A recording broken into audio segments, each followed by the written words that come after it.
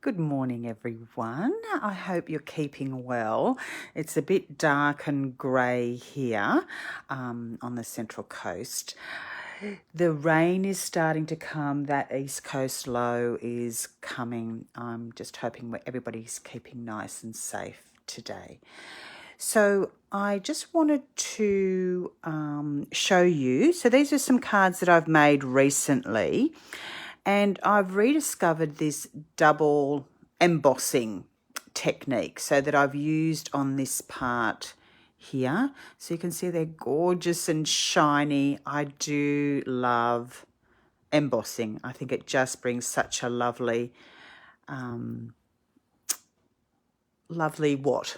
I'm losing my words. But anyway, you know what I mean. It brings an elegance to cards. So again, I've used that technique on this as well. So you can't really see it, but you're getting a depression. So this is the debossed side. And then again, I've used it on this frame here. So what I'm going to do is just show you the technique that I've used, and then you can use it in whatever way you want to.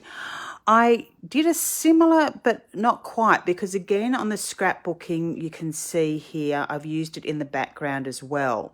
But here I've just used the embossing folder as a stamp.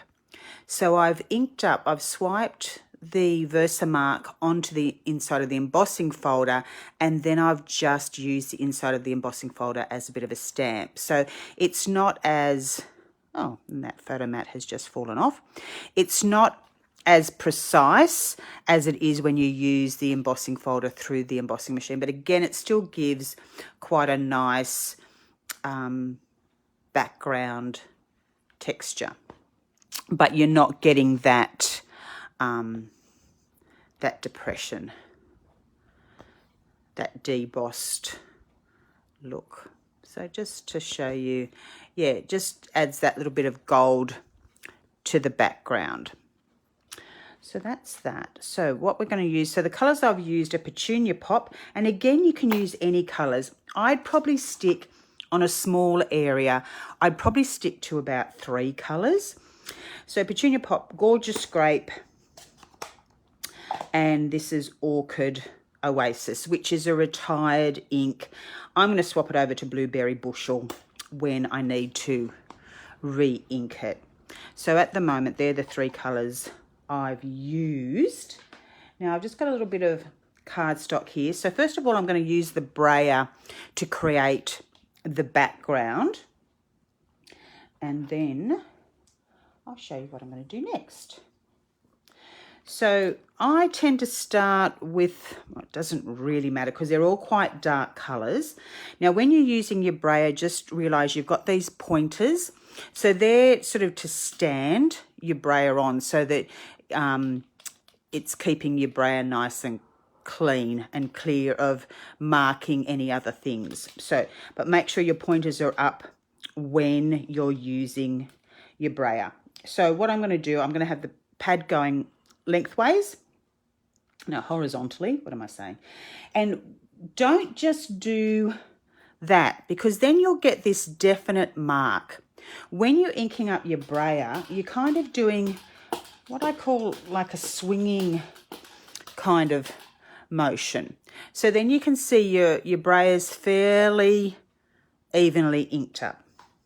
Then we're going to do, to apply it, you're just going to take a little bit off. So we're just going to do one swipe on there to get the real brightness of it off. And then we're just going to put it on there like that, okay? Then we're going to use, I think, the purple, the Gorgeous Grape. And again, we're just going to take a bit off and then just scoot it up. Now I'm aiming for darker down the bottom and lighter up the top.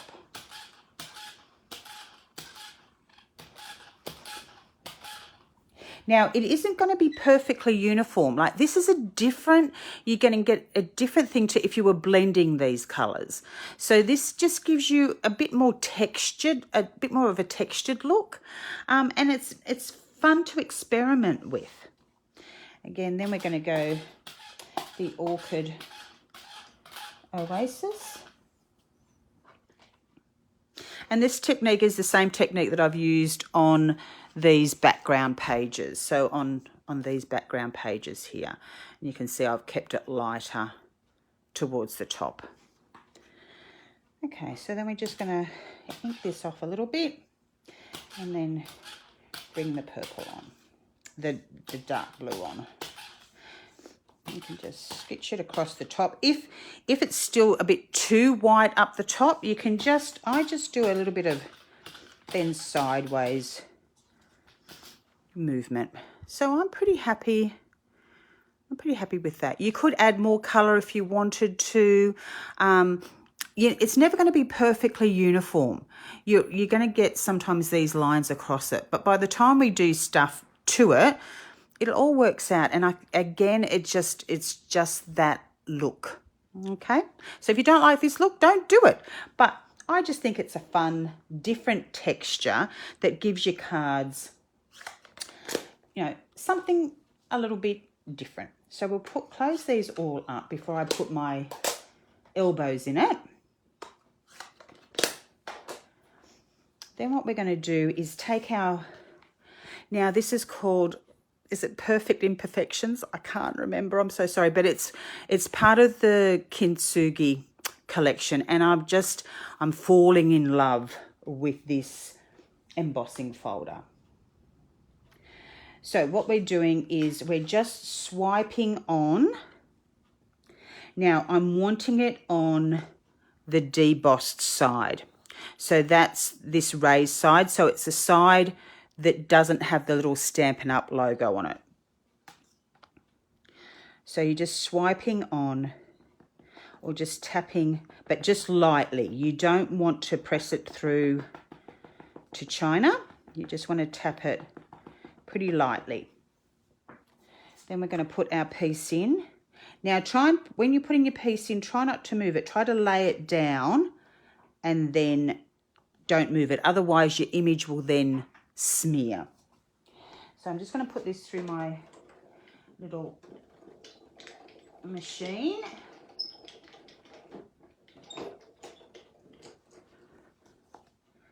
Okay, then we can pop it in our little trusty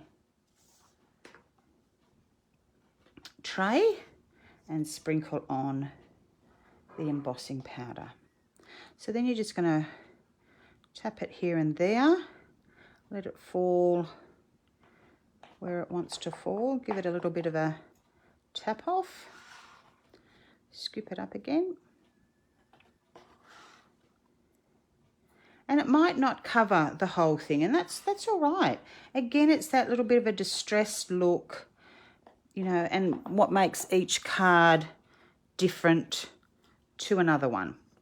Now, I didn't bring a paintbrush with me, but if you think there might be a bit too much gold on it, so on this area here, it's probably a little bit too much gold, but I forgot to bring my little brush, so that's fine.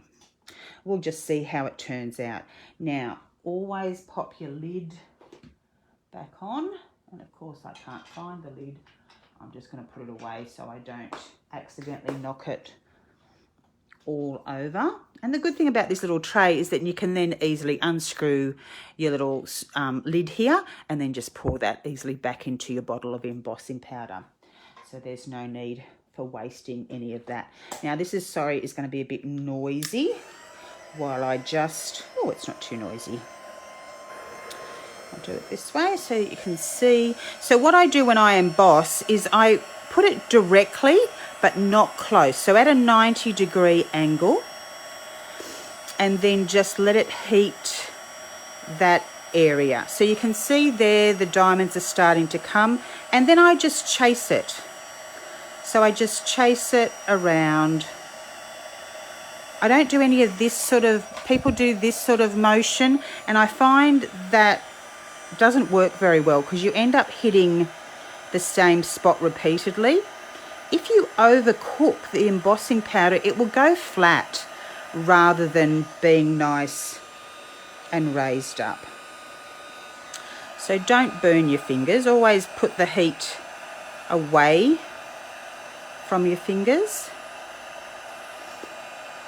And chase it away from you. If you have it shining in the light, you can then see how it's changing.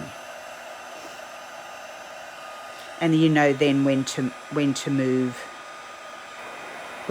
on.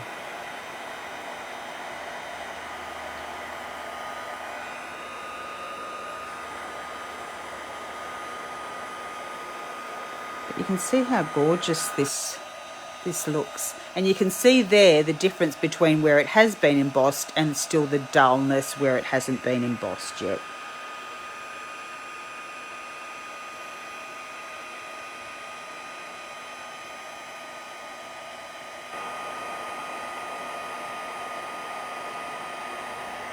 Okay, that looks like it's done. I'll just check it in the light. So you can see there that that's all done. Okay, so that's done. So that's it. That's how I've created this background. I hope you try it out as well. I'd love to hear from you what you think of this technique. I just think it's lovely. Okay, enjoy. Have a wonderful day, and please stay safe and happy crafting. Bye.